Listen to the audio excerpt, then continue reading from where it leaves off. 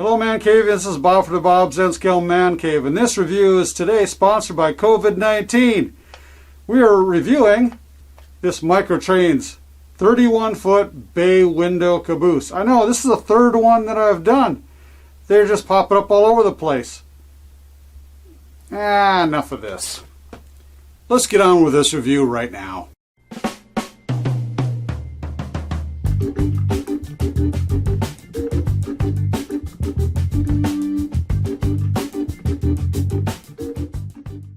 The 31-foot Bay Window Caboose from Microtrains just came out this month in August 2020, and this one happens to be well, kind of looking like some of the other ones that I did previously, but this one obviously is a little bit bigger than the Nebraska Central red one, which was a short box Bay Window Caboose, and this one looks more like the Atlas one that I had as well. At first look, everything looks really nice.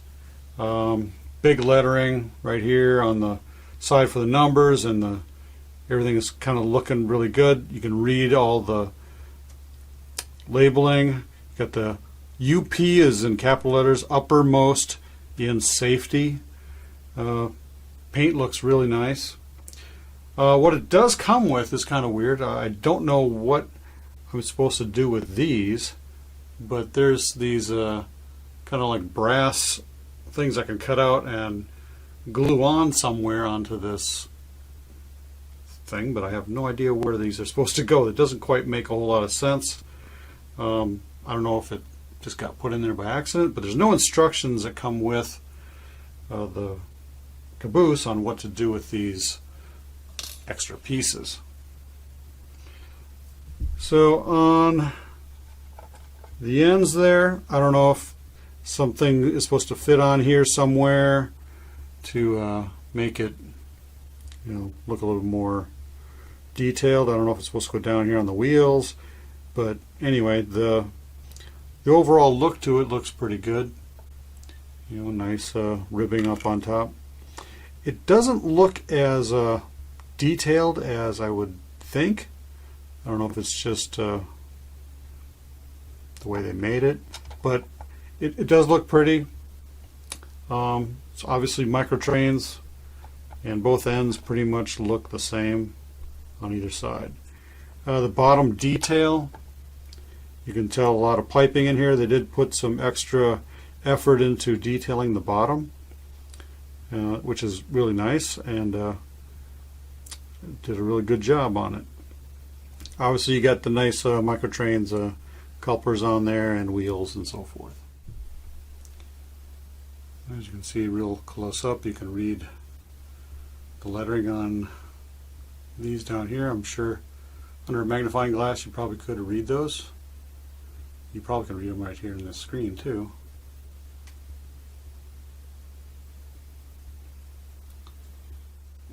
The top seems a little too smooth. Get a little some weathering on there and things will look pretty good.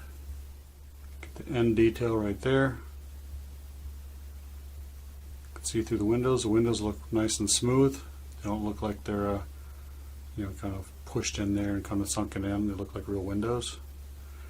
They may not have all the extra little details like little tiny the black molding in the windows or nothing like that for slide windows and those kind of extra little details, but hey, it's N-scale. It's kind of tough to put all those details in. You can do it yourself if you really want to.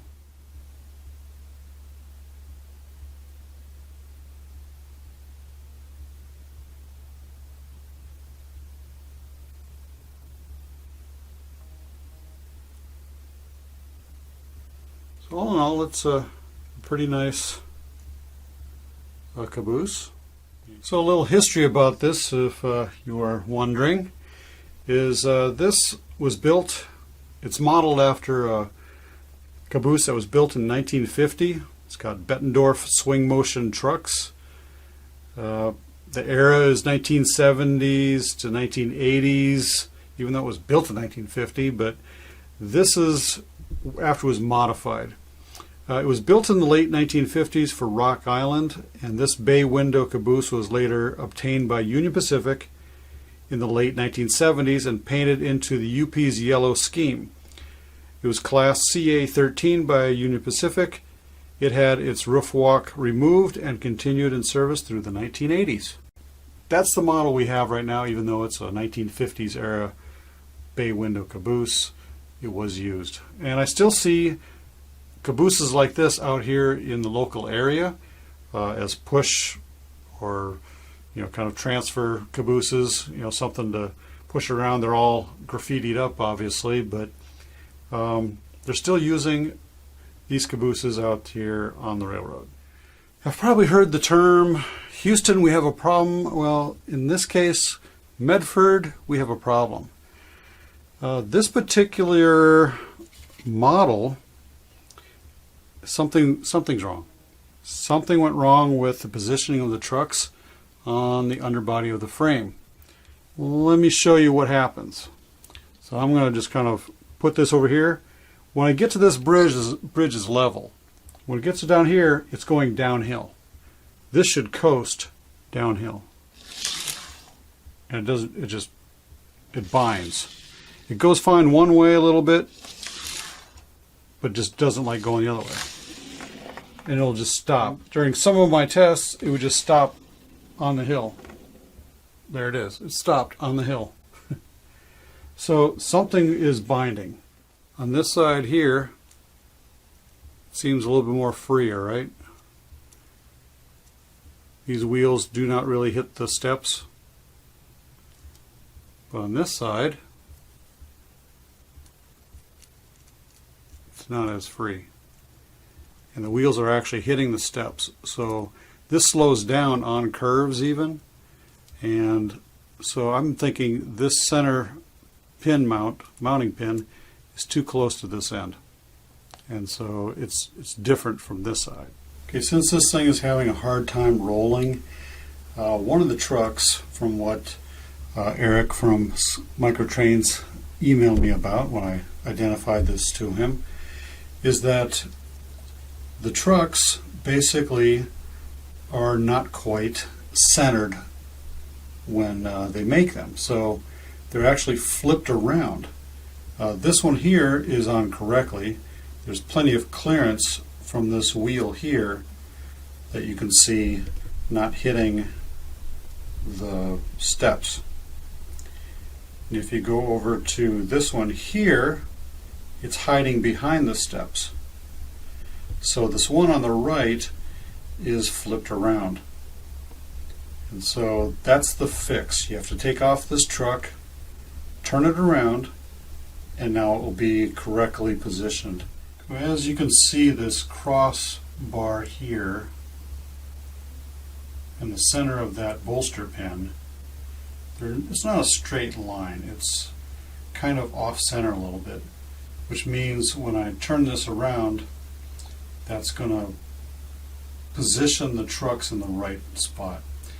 Now, Microtrains knows about this, and they're putting a fix on how to determine which one of these trucks is probably wrong.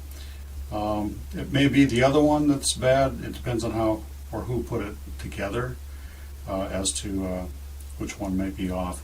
Or yours might be absolutely correct. So all you do is pull that center pin out, turn it around, plug it back in, and hopefully it should line up. I took the wheels out to make it a little bit easier for you to see what I'm doing. I did loosen up the pin a little bit by getting a little jeweler's screwdriver, roughly like this, and getting underneath on the ends, on the sides, so I get a little bit more pressure and just kind of pry up a little bit, holding your finger on top of that to keep it in place. And it will come right out.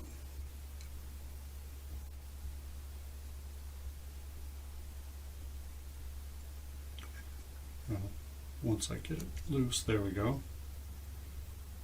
And then I'm just going to turn it around, plug it back in.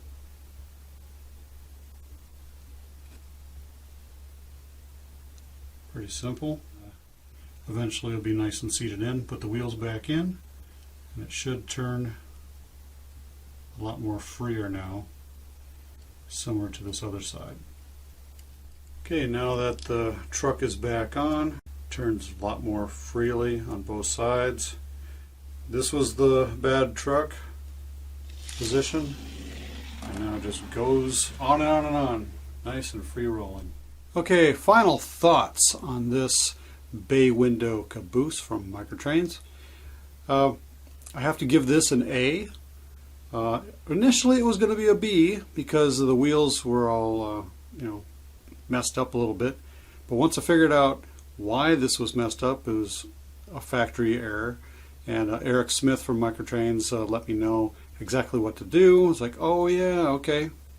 I didn't realize that the wheels only really went on one way, the trucks, and so that made sense, and once I switched it rolled just fine.